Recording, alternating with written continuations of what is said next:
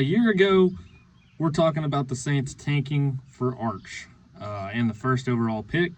Look at where we are today. This is Robbie. This is the Bayou Breakdown. We're going to get into it. Yes, it is Father's Day. This is a Father's Day upload. This is my son's blanket. Happy Father's Day to you fathers out there.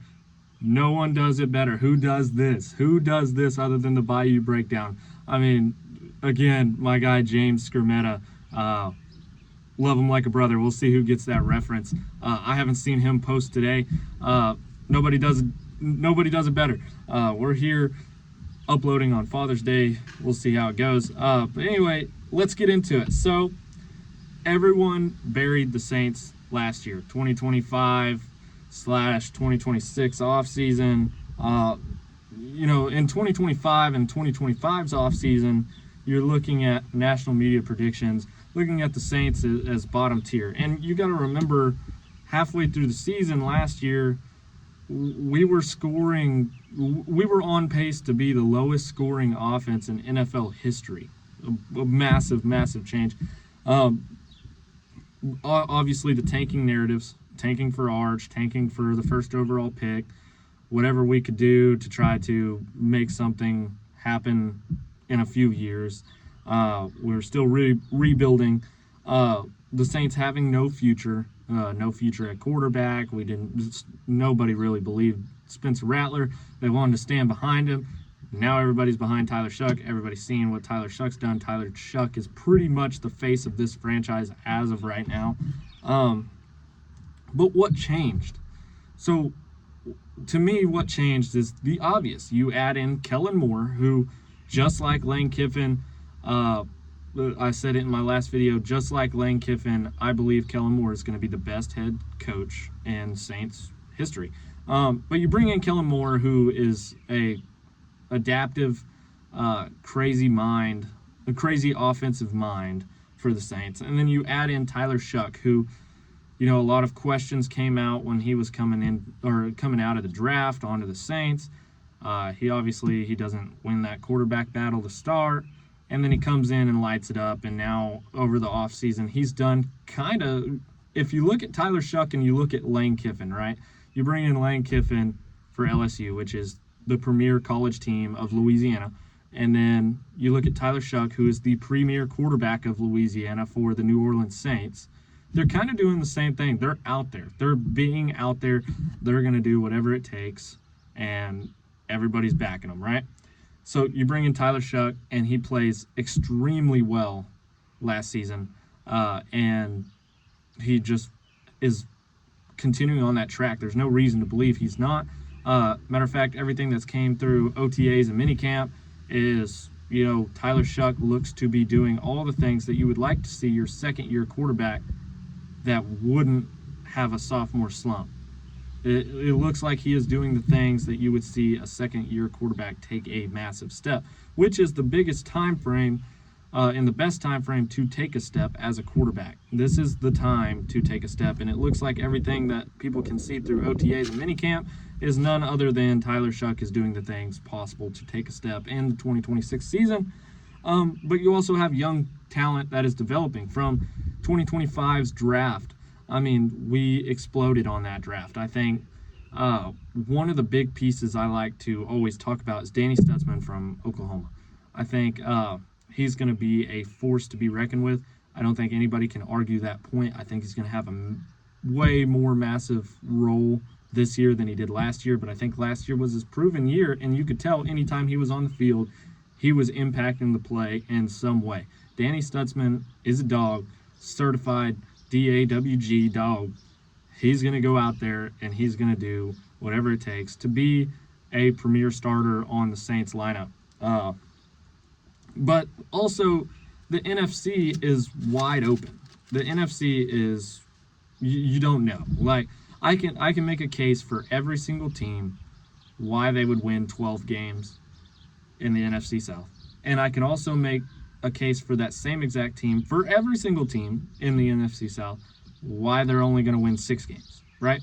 So nobody knows. I think the best thing about the Saints is the unknown, is so many pieces. If things go right, you're talking about the Saints being a Super Bowl contender right off the rip. But with all the other teams, again, Bryce Young, maybe this year would be the year he takes a step, right? And then, you know, you got Tua. How do I say this? So Tua and Penix. Tua, this is going to be a test. If Tua starts for Atlanta, we're going to be able to tell right off rip if Tua is a NFL quarterback or if he just sucks. If it's Penix, we seen what we seen last year from Penix. Nobody would be saying the Falcons are going to win everything. And then the Bucs, I mean, just an older team still hanging on by a thread. If you're going to place a bet on the safest team you can to win the NFC South, you place that bet on Tampa Bay Buccaneers because that's where they've been. I don't think that's how it goes, though, but I think you can make a case that the Saints would be, you know, number 1A or number 1B, and the Bucs would be number 1A or number 1B. And then you look at Atlanta and Carolina, and I don't think they have any rights to talk about being atop of the NFC South, but they could. Obviously, they could take that step, and I believe that they really could. I'm not just saying that because anything can happen. I'm saying there are pieces in place to where you can make a case that both of those teams could be atop of the NFC South. Carolina was just atop of the NFC South last year. Atlanta, very, very plausible that Tua gets in there and Tua is a top 10 quarterback. We don't know yet. We'll have to see how that plays out. But the overall schedule for the Saints isn't terrifying. Again, I said 9-8. That's my safe pick. I think 9-8. And if you're looking at 9-8 and you're saying, well, there's 2 or 3 coin flips in there, and if all those coin flips go right, or if Jordan Tyson comes in and he's Offensive Rookie of the Year, or if or Rookie of the Year, or Offensive Player of the Year, or Tyler Shucks, if Tyler Shuck is a top 10 quarterback, game over. But then you look at, you know, the defense. Is Kool-Aid going to do what he did last year in Brandon Staley's defense, or is he going to back off? Or how's the defense going to come together? I mean, you can make a strong case that the Saints could win 12 games, 13 games. We could look at the Saints and be like, okay, they're a 13-win team, or, you know, they're a 9-8 team. And 9-8 can still, depending on how things go, looking at the NFC South, 9-8 can still land you a home playoff game in the wild card. The one thing no one wants to mention, though, is, like we just said, if Tyler Shuck is even average, if he's a top 18 to 13 quarterback, the Saints could surprise everybody.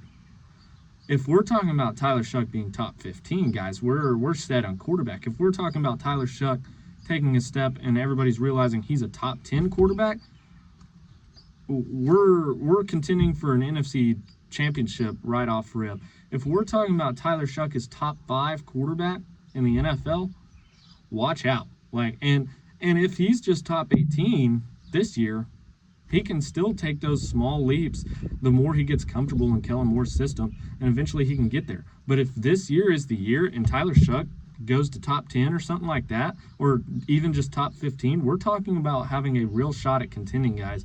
Maybe not at a Super Bowl, maybe an NFC championship, but if we're looking at one of the top 5 powerhouses in the NFC, we definitely should be in Super Bowl contention conversations. So it all just kind of depends, but it's a lot of unknown. But I think we're a lot closer than the whole NFL wants to admit. Let me know what your guys' record prediction is for the Saints for 2026. Mine is still 9-8. But again, we could take a massive step. I'm excited to see where we end up. I think we could, blow the socks off some teams. I think Jordan Tyson can be really good. I think Chris Olave can be really good. Travis Etienne can be really good. AK's coming back. Let's see how this goes. Let me know what you guys think in the comments below. We'll see you guys later. This is the Bayou Breakdown. This is Robbie. Peace out.